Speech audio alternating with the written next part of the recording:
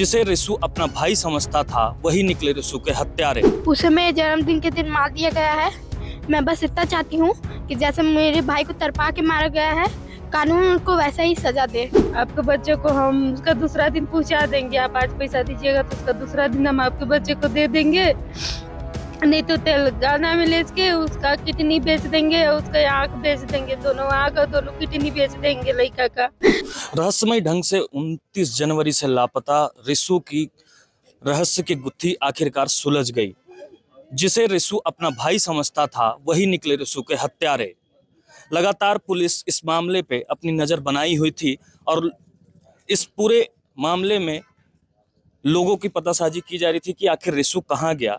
उसके बाद पुलिस को सूचना मिलती है, 2 लोगों पर आशंका जताई जाती है और 2 लोगों को पुलिस हिरासत में लेती है, जिसके बाद इस पूरे मामले का खुलासा होता है कि कैसे आरोपियों ने जंगल में ले जाकर के रिसु को मौत के घाट उतारा। उसके बाद आरोपियों के द्वारा लगातार परिजनों से फिरौती के लिए 6 लाख रुपए का मांग किया जा रहा था। चाहूंगा बगल में ये आरोपी का घर है और पूरे इस इलाके में लोग आक्रोशित हो चुके हैं इस घटना को जानने के बाद। आरोपियों के घर के बाहर खड़ी गाड़ियों को जला दिया गया, पुलिस बल तैनात हैं और हम इस रिसु के घर में अभी मौजूद हैं। हम जानने की कोशिश करेंगे आखिर क्या चाहते हैं उनके परिजन। बेटा क्या नाम है आपका? मेघा कश्यप।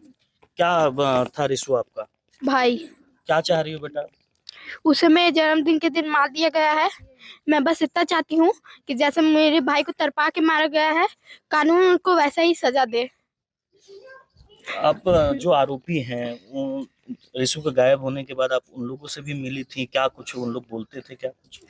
हाँ, मिली थी। वो लोग मेरे से पूछते थे, मेरे घर वाले मुझे बताने के लिए मना करते थे, तो बस मैं डराती थी कि ऐसा किए हैं तो हाँ लोग ऐसा वैसा किए हैं, आरोपी जल्दी पता चल जाएगा। वो लोग डरे भी थे, घर में सब कुछ शक था उन पे, लेकिन ये भरोसा किसी को हो नहीं रहा था। तो ये बहन थी रिसु की, उनकी माँ है, ये देख सकते हैं, ये भी रो रही हैं। अभी इनसे मुलाकात कराना उचित समय नहीं था, लेकिन इनकी बातों को दर्शकों को दिखाना बहुत ही जरूरी था।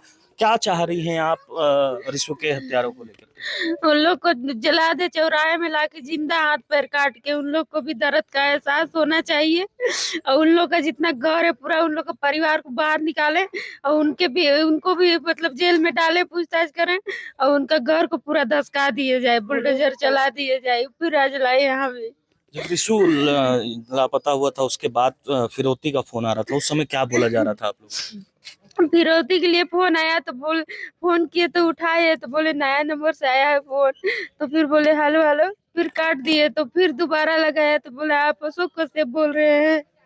तो ये बोले कि हाँ मैं अशोक कश्यप बोल रहा हूँ। हाँ तो आपका बेटा रिसु कश्यप है ना, वो हमारे पास है।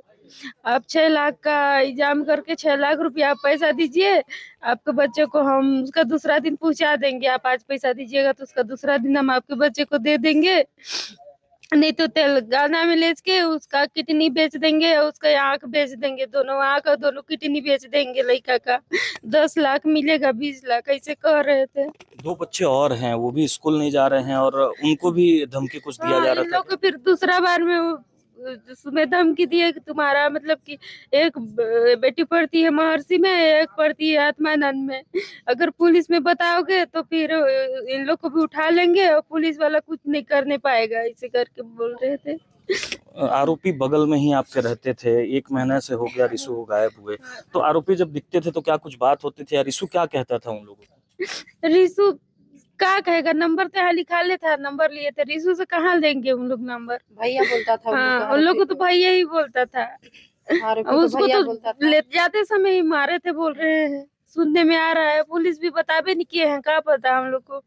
उसको ले जाते समय वो बोला भैया मेरे को कहाँ ले जा रहे हैं, तो उसको मारे हैं, उसी समय मारे हैं, डंडा से पत्थर से मारे हैं मेरा बच्चा को, छोटा सा। तो ये रिसु की माँ थी जो लास्ट बार अपने बच्चे को देख भी नहीं पाई और इनके दर्द को आप देख सकते हैं कि किस प्रकार एक माँ का दर्द है जो आज छलक रहा है। अब मेरे लेफ्ट साइड देख सकते हैं कि पूरा पुलिस बल तैनात है, शहर में काफी आक्रोश का माहौल है और चक्का जाम कर दिए थे। वहीं पुलिस अब इस पूरे मामले में सख्त हो चुकी है और लोगों को समझाइश दे रही है कि किसी प्रकार का कोई भी लॉ एंड ऑर्डर की स्थिति ना बने, जिसको लेकर के लगातार समझाइश दी जा रही है। वहीं नगरवासियों और मृतक के परिजनों का यह मांग है कि आरोपी के घरों को ध्वस्त किया जाए और उनको फांसी का सजा दिया जाए।